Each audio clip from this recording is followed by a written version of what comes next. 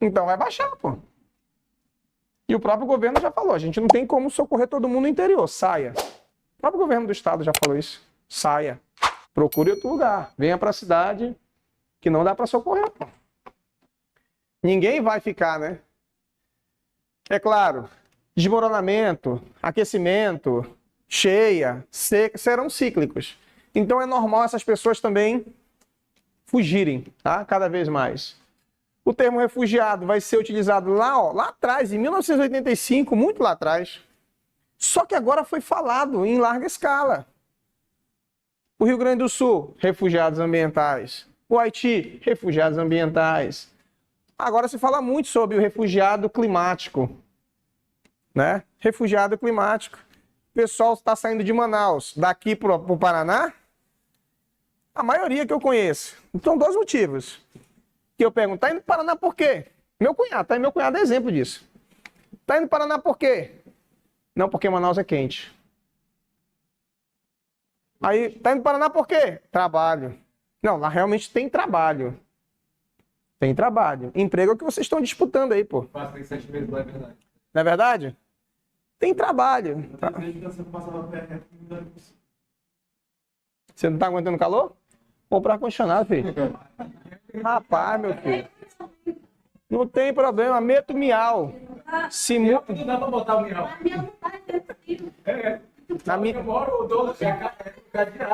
Na minha área, os caras foram lá fazer uma limpa lá, os caras disseram, ó, aqui não, pode ir embora. Eu moro na rua onde eu fechado, seu pai. É. Mas isso é tendência, cara. Olha só, no Japão ano passado, tinha pessoas morrendo com 32 graus de calor.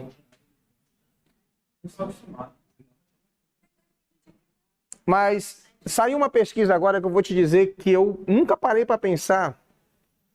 E agora eu disse, porra, mas não é que tem razão, fundamenta a pesquisa, cara? Nome da pesquisa, nome do que os caras chamaram, eles disseram que é chamado de bulbo climático.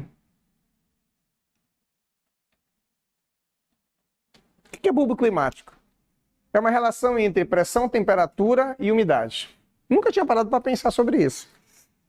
Mas aqui em Manaus, especificamente no norte, a gente tem muitos idosos que morrem de causas naturais. Ou de infarto, ou de pressão alta. Pode ver, no norte tem um índice altíssimo de pressão alta. Ou de infarto, ou de pressão alta, ou tem muito AVC. Tem relação com o clima. Aí tem um cientista agora dizendo o seguinte, a região norte é a região do bulbo climático. Aí o que ele embasou a pesquisa dele? A gente tem muita floresta, muito rio, então tem uma elevada evapotranspiração. Então tem muita umidade na atmosfera. Só que a gente está próximo da linha do Equador, alta incidência solar. Aí ele fala da relação entre temperatura, umidade e pressão. Aí o que ele diz? Ele diz o seguinte, que numa temperatura de 32 graus, com uma umidade relativa do ar de 80%, a sensação térmica é de 42. Numa temperatura de 38 graus, numa umidade relativa do ar de 98%, a sensação térmica é de 72. Ano passado, na sombra, deu 56. Na sombra. Foi a temperatura mais alta da história aqui da cidade. Aí o que ele fala? Que essa relação na região, ela potencializa a mortandade de muitas pessoas, só que ele não entra na estatística. Porque eu vejo que, não, foi AVC. Não, foi derrame.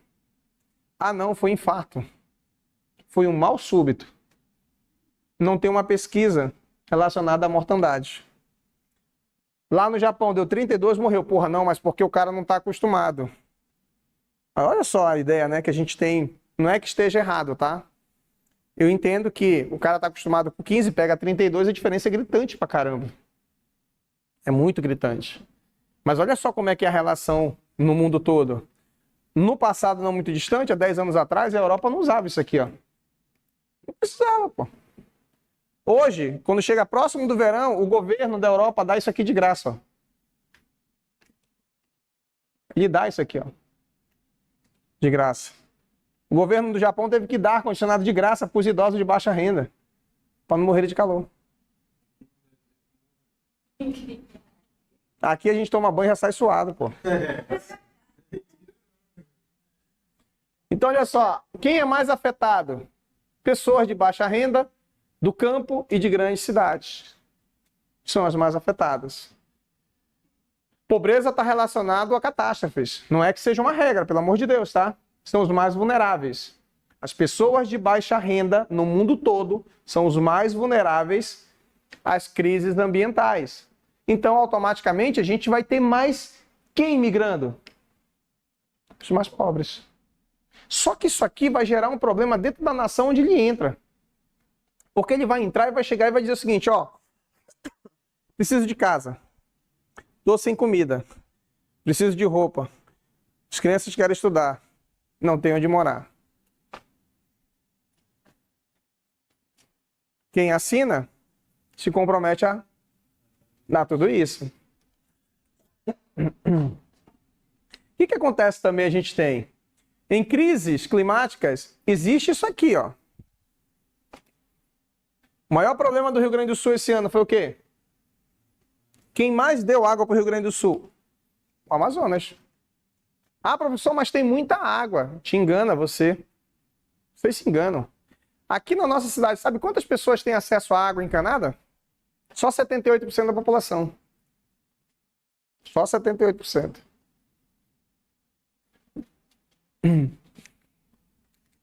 Ah, tá. Isso aqui, no Brasil, apesar de ter extinto a escravatura, isso aqui está virando um problema. Principalmente em ambientes de trabalho doméstico. No passado, a empregada doméstica era vista como um escravo. Algumas empresas, indústrias, viam o trabalhador como escravo. Lá no centro, tem algumas lojas que tratam o trabalhador como escravo. Um dia desse eu entrei numa loja, um departamento desses grandes, o bicho estava quente. E a moça, ela era rechuchuda, né? Assim, cheinha, igual eu. E a moça estava passando mal. Sério. Eu fiquei com pena dela. Pô, e ela, olha, eu estava passando mal. Imagina ela que estava lá 8 horas sentada. Sentada. E a bichinha tava... Falei, essa mulher vai ter um troço aqui, pô. Não, é porque se ela tem um troço ali, a empresa manda embora, foda-se, escosta e foda-se, arruma outro. Relação escravista. O Brasil fez muito isso com os negros. Estudou história, irmão? Quem era o teu professor de história? Lembra o nome dele? Rodrigo. Então foi bom pra ti, porque tu lembra o nome. Geralmente quando o aluno não lembra o nome do professor, não valeu de porra nenhuma na vida dele. Estudou história, irmão? Quem é o teu professor de história? Cleomar. Não, Cleomar deu aula pra todo mundo. Até pra mim o Cleomar deu aula, entendeu? O Cleomar, antes de o meteoro cair na Terra, ele já estava aí, pô. Vocês sabem qual era o prazo de validade de um negro no Brasil? Quanto tempo um negro durava no Brasil quando ele era vendido como escravo? Vocês têm ideia? 30 anos não chegava nem nos Estados Unidos. Nos Estados Unidos chegava a 20 anos. Era o país que tinha escravo que mais durava tempo era os Estados Unidos. Durava 20 anos. 2 anos. No Brasil, um escravo só durava 2 anos. Tudo que você imaginar. Oba. Era. Relação de exploração capitalista. Mas isso permanece, pô. Nunca mudou. A gente chama de escravidão moderna. O que é escravidão? Está tendo uma lei agora para tentar diminuir isso aqui. A Europa já está implementando isso. A semana não vai ter mais 5 dias de trabalho. Terá 3. A Europa já está implantando isso. Olha só. O que a Europa está fazendo agora? Eles disseram o seguinte, que quando o cara trabalha 5, ele tem a sensação de que não sai do local de trabalho. A mente não tem tempo de... Vem sábado e domingo, a segunda-feira... Ele vai, em vez de trabalhar 8, ele trabalha 12. Mas segunda e sexta ele não trabalha. E completa com sábado e domingo. Então ele vai ter 4 dias. Dos 7, ele trabalha 3, 4 para descansar a mente. Reduz o tempo de férias, de 30 para 15, mas recebe os 30 com bonificação. A ideia é essa, dar qualidade de vida para o trabalhador. Porque na relação de trabalho que tem, eles dizem que o trabalhador adoece mais, rende menos e dá um prejuízo maior para a empresa. Sabe o que pode acontecer? Ah. O trabalhador vai buscar uma outra maneira de ser.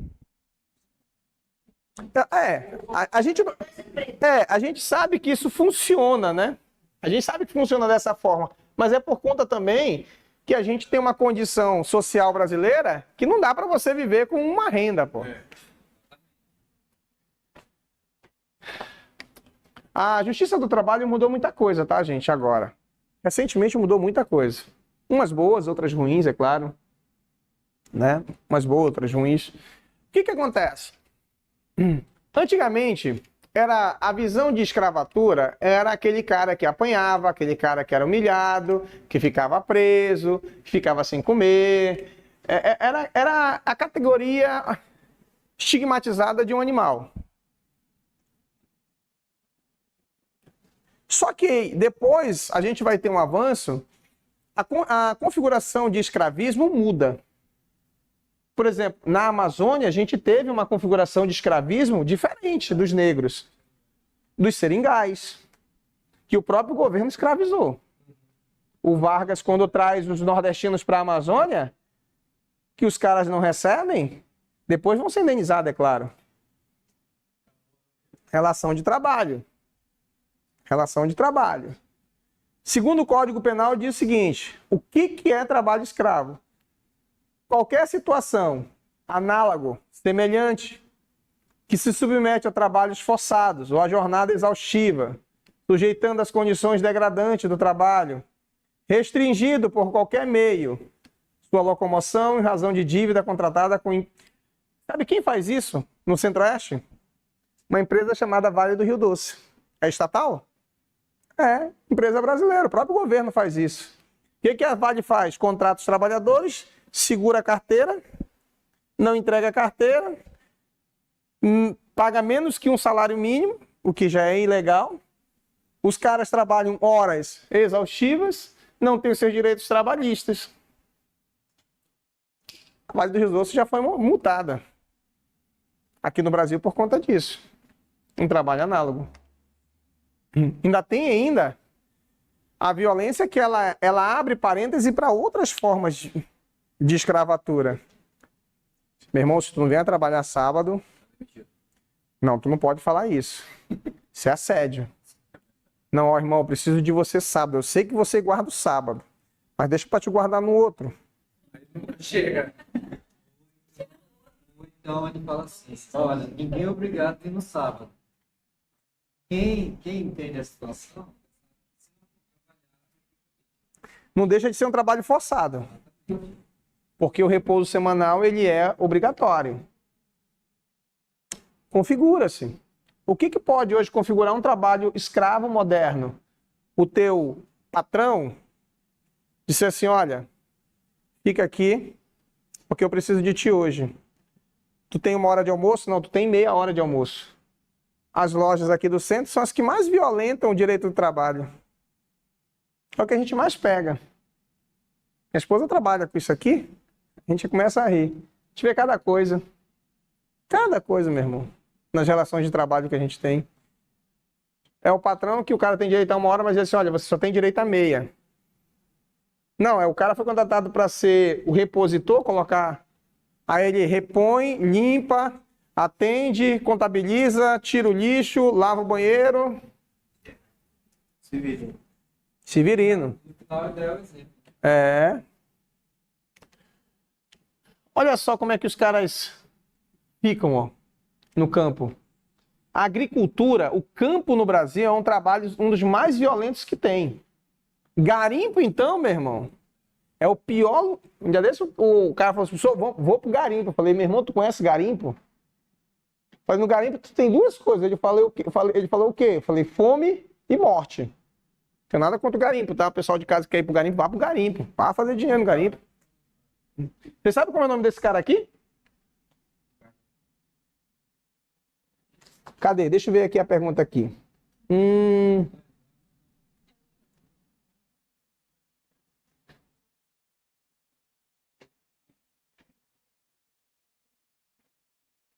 Ela me perguntou se o governo europeu ele dava de graça.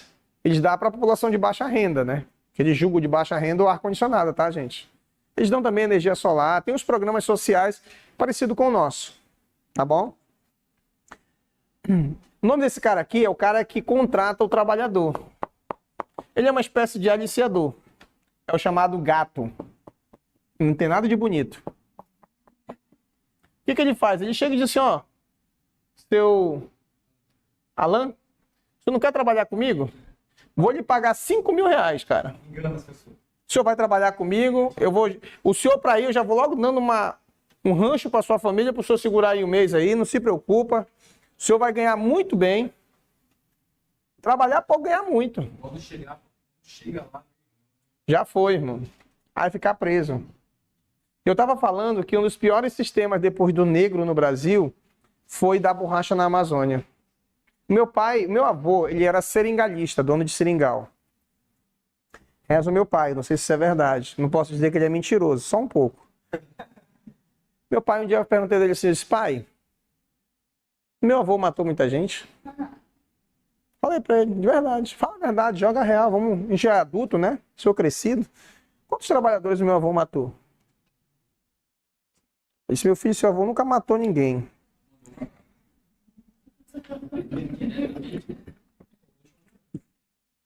Ele disse, porque seu avô sempre deixou os trabalhadores livres, por isso que ninguém nunca queria ir embora do seringal do seu avô. Mas tinha outros seringais que quando o trabalhador feria a árvore que não dava mais leite, que ele matava a árvore supostamente, o trabalhador tinha que pagar a árvore. Ele tinha 3 formas de pagar a árvore. Trabalhando a vida toda, ele não quer terminar de pagar, deixava a mulher, o dono do seringal, ou deixava a filha mais nova.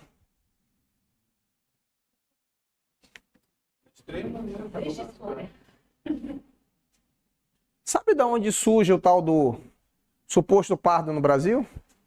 A gente fala de raça no Brasil, né? Eu sou muito crítico quanto a isso. Vocês já ouviram nesse termo aqui, né? De raça, o tal do pardo. Pardo. Que tem cota para esse troço aqui. Estou dizendo que eu sou contra a cota não, tá, gente? Quem se considera pardo? Pode levantar a mão. Ok. Quem se considera branco? Quem se considera indígena? Só eu? Posso lhe fazer uma pergunta? Sim? Sem ofensa, tá? Por que você se considera branco? Tudo bem. Você me respondeu o que eu queria. E se tu for negra? Não. A origem. Não é o que eu penso. Ah, então você chegou aonde eu queria. Nada define a sua raça que não seja a melanina da sua pele. Que raça se define por origem, cultura, comportamento, história. E no Brasil a gente construiu um sistema de raça. Hoje a gente fala de cotas por heteroidentificação. O que define o negro? O nariz, o cabelo. Não, a pele não pode. Você levar a grossura do antebraço, a forma de escrita, Peso. os lábios, a orelha. Oi? Quando você vai participar de cota, eles vão definir por isso. A banca de heteroidentificação não define ninguém pela cor. Ele vai definir pelos traços físicos. E o pardo? Pois é, o pardo tem uma história bem... Você sabe de onde surgiu a história da palavra pardo? Não foi na escravatura, é claro, foi bem antes da escravatura. Estudou história, né, bicho? Mais ou menos.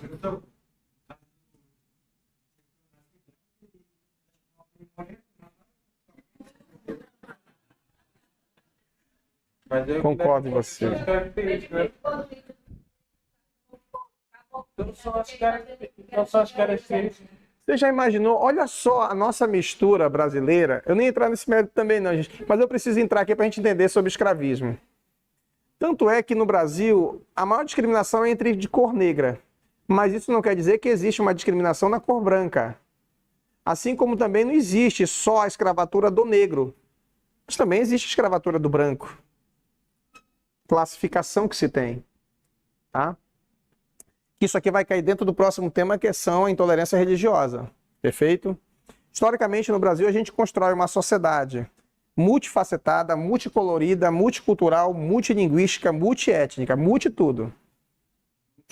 Eu sempre digo que o Brasil tem 26 estados, 26 dialetos, 26 comportamentos, 26 cruzamentos, 135 cores, segundo o IBGE. Segundo o IBGE. 135. Aí, olha só, a gente tem o pardo. Aonde está a palavra pardo? Pedro Vaz Caminha. Conhece, irmão? Pedro Vaz Caminha? É um filho da puta ele. Se você pegar as cartas do Pedro Vaz Caminha, quando ele chega à América, o pessoal diz assim, as cartas que Pedro Vaz Caminha escreveu. Nunca escreveu porra nenhuma. Foi o filho. Ele só entrou para a história por causa do filho. Que o filho falou, conta aí que eu vou escrever aqui. Aí ele foi escrever, senão a gente tinha nem entrado para a história. Aí tá, Pedro Vaz Caminha vem na primeira viagem, ele olha o litoral, vê essa beleza cênica toda, ele romantiza a beleza. Aí na segunda viagem ele já vem com uma missão industrial, aí ele chega na América, aí ele vai e diz o seguinte, ó, ele aporta, ele vai dizer o seguinte, eu vi um grupo de mulheres, de indígenas, de Índia, não, eu vejo um grupo de índias, eram todas pardas. Olha aí onde surge a palavra parda. Ele classifica. Eram todas pardas. Não tinham vergonha da sua nudez. Assim mesmo. Ele classifica o pardo. Aí a gente toma do colonizador a palavra pardo. A gente tomou para si. Antropologicamente, quando você toma a palavra pardo para si, você está se escravizando do mesmo jeito. Tomou para si a palavra pardo. Aí ele vai e diz o seguinte... Um dos meus naus toma para si uma das índias, parda. Ele tenta subjugá-la, ela resiste bravamente, mas ele subjuga ela, amarra ela, coloca no porão do navio, deixa 3 dias com fome e com sede, e depois ela cede seus encantos. Melhor, ele estuprou ela. Só que ele romantiza. Aí ele vai e diz o seguinte, olha, os pardos são um bom negócio de se fazer. A gente pode vender os pardos. São indolentes, tem a pele bonita, as mulheres são tão brancas quanto as da Europa, a diferença é que suas pernas são torneadas como as árvores deste lugar. Porque são pardos. Aí o governo vai lá e diz assim, ó, os pardos. Ninguém nunca diz para você o que é um pardo. Posso te perguntar? O que é um pardo para vocês? Não, professor, diante disso eu estou com medo de responder. Vamos ver aqui. Na origem de vocês, dos pardos, tem branco? Tem. Tem indígena? Tem. Tem negro? Tem. Tem amarelo? Tem. Tem nordestino? Virou um puteiro.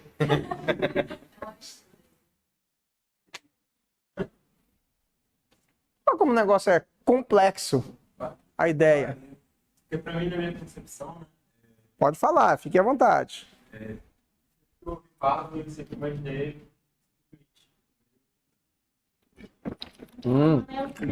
meio termo, né? Uhum. Entendo. Falando é amarelo. Mas a IBGE Rapaz. Olha as regiões. Olha as regiões. Oi, querido. Uma parte seria um negro, Isso seria o que a gente chama. Isso seria uma subclassificação. É o que a gente chama de categoria.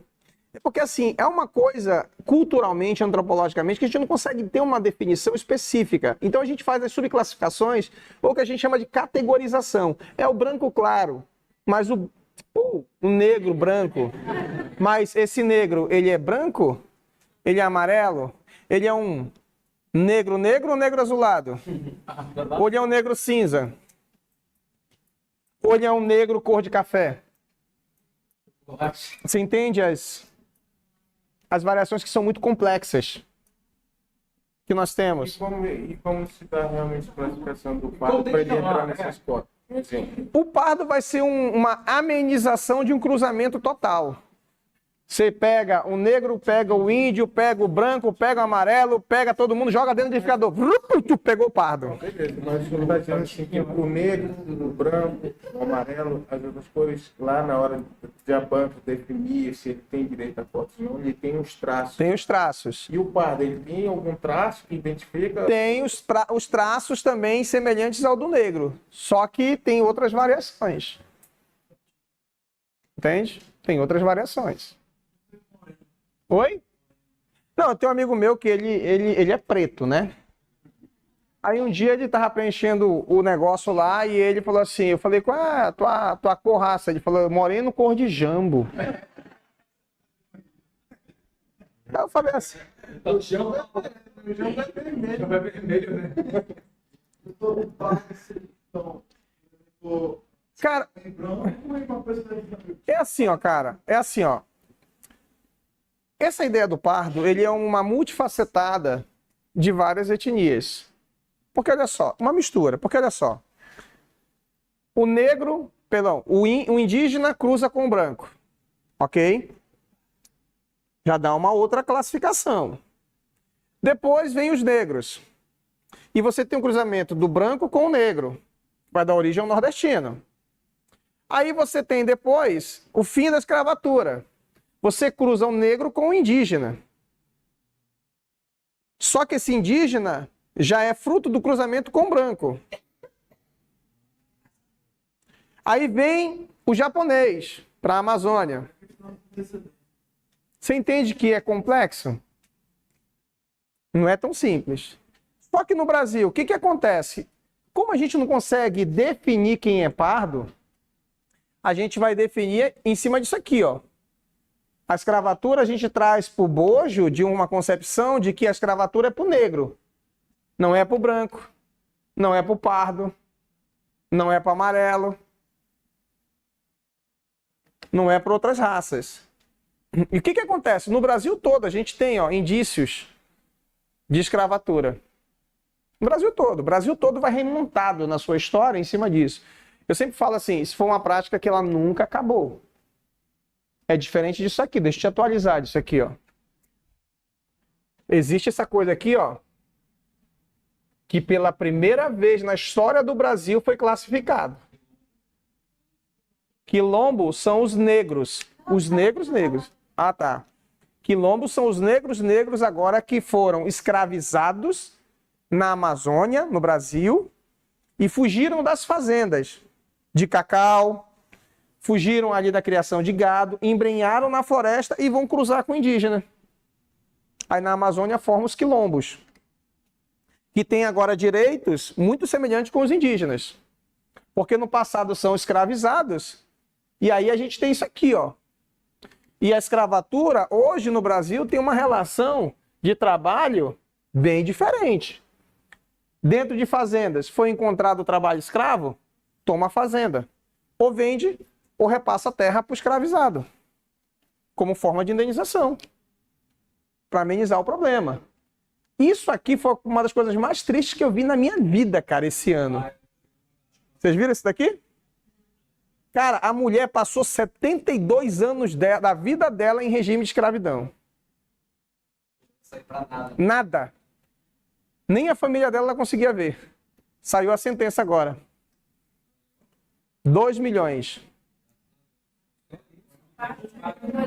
Mas fica aquela coisa da inclinação de que isso aí não vai valer a vida dela que ela perdeu. É complexo, né, gente? A gente vai dizer assim, professor, não paga. Eu sei. Mas pelo menos, Só outra vez. Tem que amenizar um pouco. cara, infelizmente, são coisas que a nossa nação ainda precisa corrigir. Algumas coisas, né? Um país que matou muito escravo ainda permite isso na relação de trabalho. Isso não vai longe, gente. As mulheres que são daqui, me sejam sinceras, quantos de vocês já foram assediados no local de trabalho? Levanta a mão aí. De verdade. Ó, irmão, todos nós, como trabalhadores, nós somos assediados no local de trabalho. Não deixa de ser uma forma escravista opressora.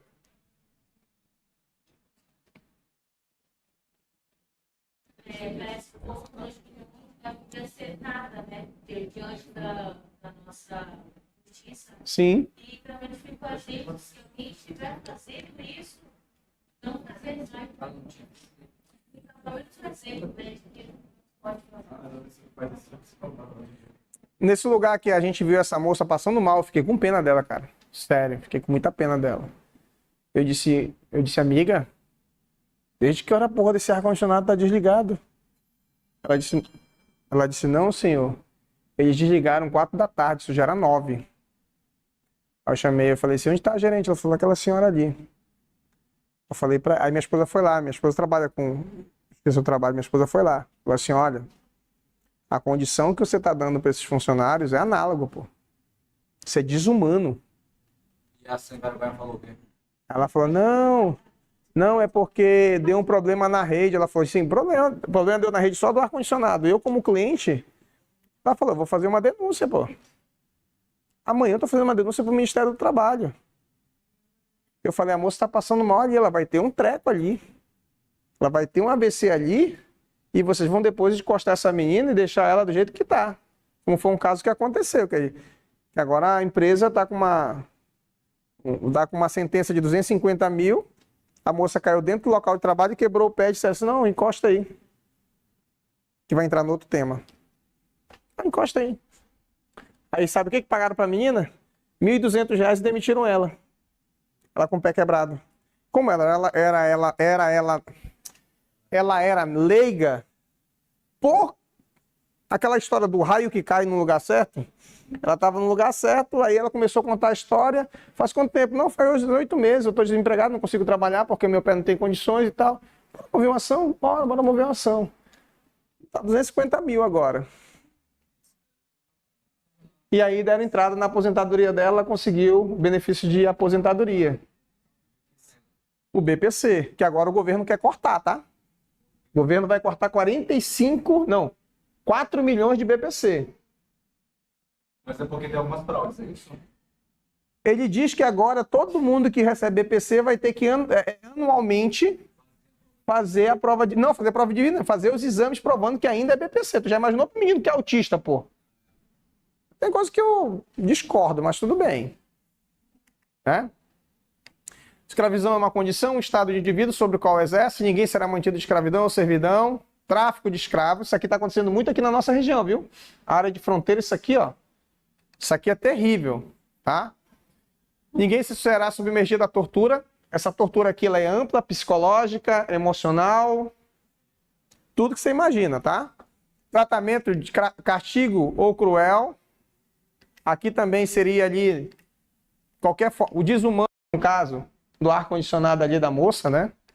Degradante seria na condição que ela não pode nem levantar para ir no banheiro direito, porque não pode deixar o caixa. Tem algumas questões aí dentro de empresa também. Tem muito isso aqui. Isso daqui não precisa avançar muito ainda no Brasil. Né? A expressão trabalho forçado. Lembra do sábado? Cara, seria bom você vir hoje. Seria bom você vir hoje. Né? Você tem que vir espontaneamente. Isso aqui é a relação da OIT. Queridos, isso aqui está quentinho. Não sei se vocês ouviram falar dos alimentos. Vocês já olharam agora que os ovos vêm com prazo de validade? Vocês se dão o trabalho de olhar o que vocês vão comprar nas embalagens de alimento? Se tem um negocinho lá atrás, nessa cor amarela, com um Tzinho? Vocês compram isso? De verdade, sejam sinceros. Compra que nem vê o que é. Tem um kibizinho que eu acho gostoso pra porra, eu como, cara. Oi? Salgadinho?